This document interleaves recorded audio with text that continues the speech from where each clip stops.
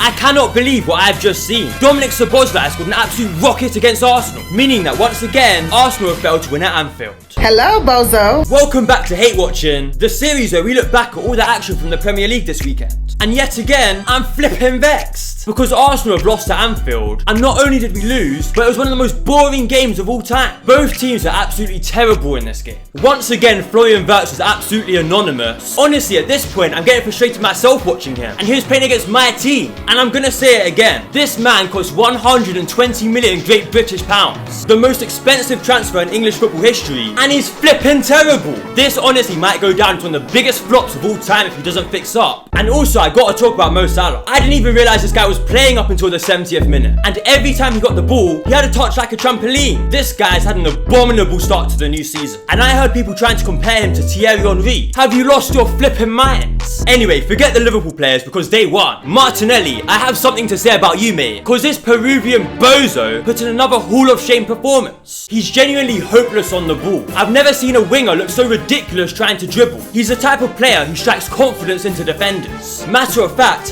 he wasn't even playing against a defender in this game because Liverpool had a midfielder playing at right back. Honestly, if you put this guy's brain in a dog, it would move. He's just a stupid footballer, man. I'm fed up with him. In fact, he was so bad, he was one of you guys' Bozo of the Week. Yo, what's up, Lewis? My name is Kenan, and my Bozo of the Week is Gabriel Martinelli.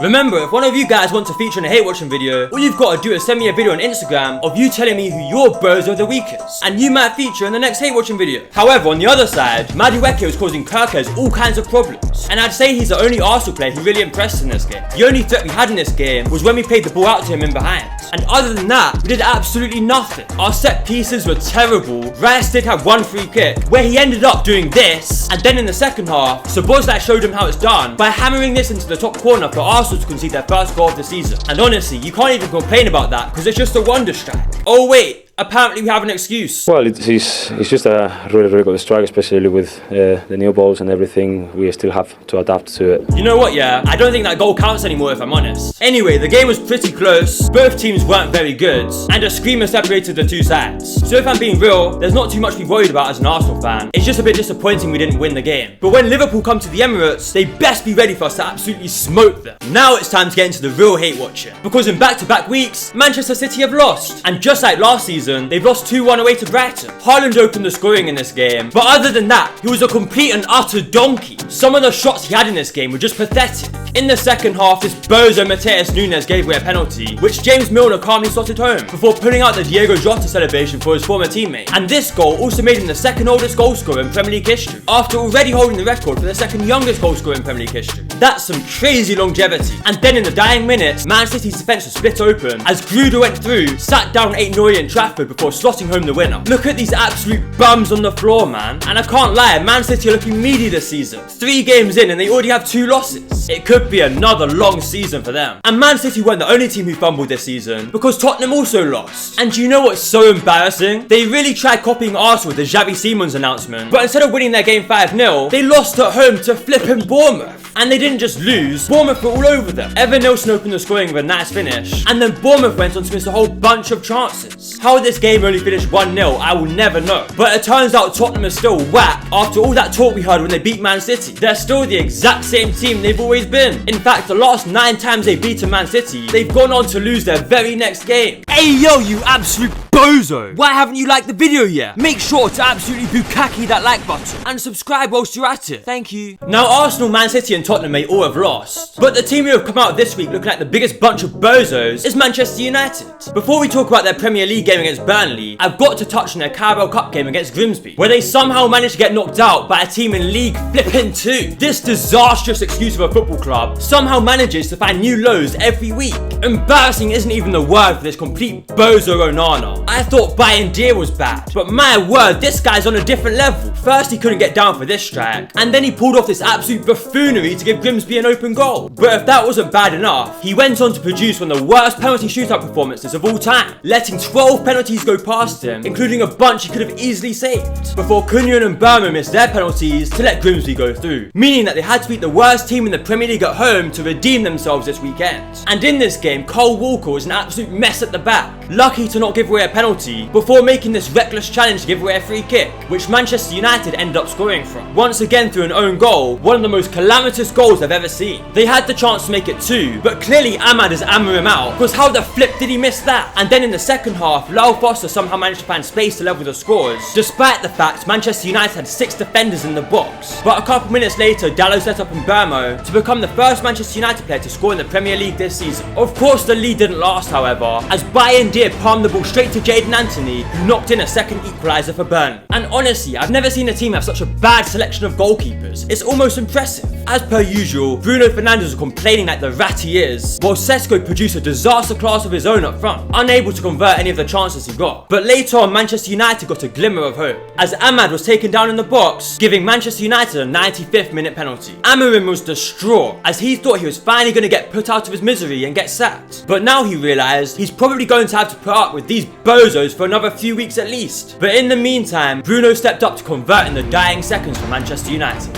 A massive goal in a relegation 6-pointer to get Man U their first win of the season. And you can just see what it means to the players. You just have to laugh really, because what is this guy doing celebrating like this in front of a Burnley player? Do you have no integrity, no shame, no dignity? The fact it took you to the 97th minute to beat Burnley is embarrassing. And you're celebrating like you've just won the Champions League. This club is a circus, man. Meanwhile, Newcastle and Leeds played out one of the worst games of all time, and this was mostly down to the fact that neither club has a competent striker. The Isak saga at Newcastle has finally come to an end, as he's on his way to Liverpool, whilst the Toon secured the signings of 2 new strikers. But it's looking a lot more bleak for Leeds United, who are going to have to put up with their options for the rest of the season. Nemecha was terrible in the first half. I've never seen passing so bad. But then in the second half, they decided to downgrade to Dominic Calvert-Lewin. A striker so bad, it makes me want to bleach my eyeballs. He produced a disaster class again in this game. I mean, he plays like he can't even control his limbs. And this was off the back of an egregious debut in the Carabao Cup against Sheffield Wednesday, where he missed 2 late sitters and then skied his penalty in the shootout. How this man is still a Premier League footballer, I will never know. Anyway, the game ended 0-0, and both teams are going to have to improve after a pretty poor start to the season. One of the biggest shocks this weekend was Nottingham Forest against West Ham, as West Ham actually turned up for once. After conceding 8 goals in their first 2 games, they didn't just keep a clean sheet, they actually scored as well. Firstly through Jared Bowen in the 84th minute with a tidy finish. Then Somerville won a penalty, which Paqueta converted before pulling out this celebration, following the speculation that he was on his way to Aston Villa. And then Callum Wilson headed home his first West Ham goal to seal a 3-0 victory. However, of course, West Ham was still able to provide us with a bozo moment, as Bowen dribbled through the entire Nottingham Forest team just for Wilson to steal the shot off him at the end.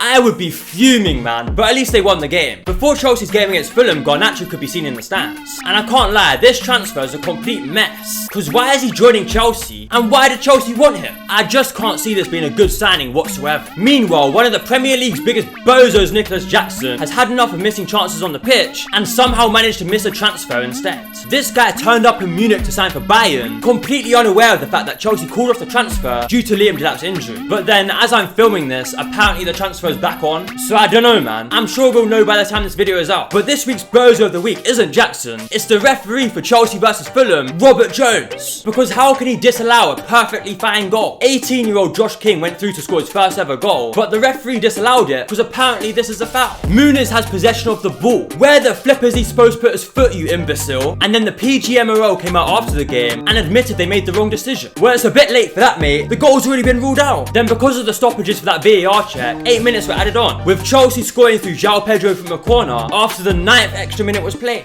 Before in the second half, the referee gave a penalty for this, which is a handball of course, but they also completely ignored the fact that a Chelsea player literally handballed it a few seconds earlier, so it should have been a free kick to Fulham. This is absolutely diabolical. Of course, Enzo Fernandez went on to score the penalty, and Chelsea won the game 2-0. But that was a refereeing disaster class for the ages. And Marco Silva was so angry, he was waiting behind for the referee before half-time. Honestly, I'd be vexed too, mate. Before the game, Unai Emery was asked about his goalkeeping situation, with Emi Martinez linked with a move to Manchester United, to which he gave the same answer 3 times. Martinez not in the squad at all tonight. Why is that? Bissot. Where is Emi Martinez though? Marco Bissot. Will he be your future goalkeeper?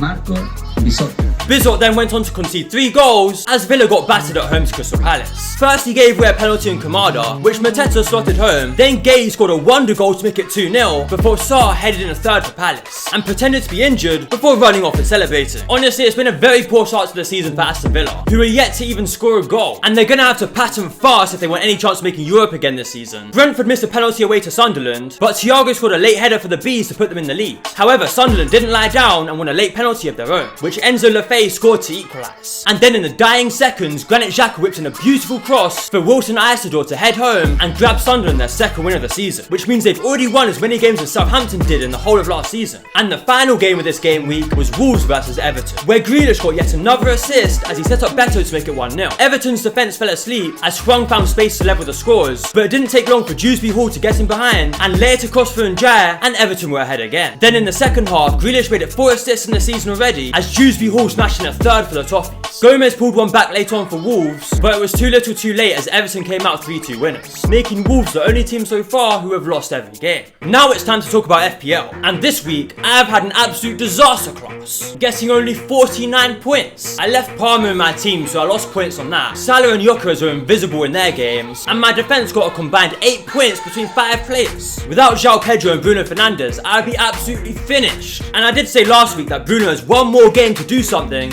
or I'm getting him gone. And he scored, so fair enough. Anyway, I've fallen down to 153rd in the league, so I might have to change my team around a little to move up the table. Meanwhile, in first place is Joaquin Luna, who got a whopping 99 points this week, with 3 Crystal Palace defenders picking up big points, whilst the Haaland and Pedro drew up top did well for him as well, and he's got a big gap at the top there, so he might be there for a while, I can't lie. Anyway, that's it for Hate Watching this week. If you enjoyed, make sure to like, share and subscribe. Follow me on Instagram and TikTok as well whilst you're at it, and make sure to come back next week for the next episode of Hate Watching. In a bit, G.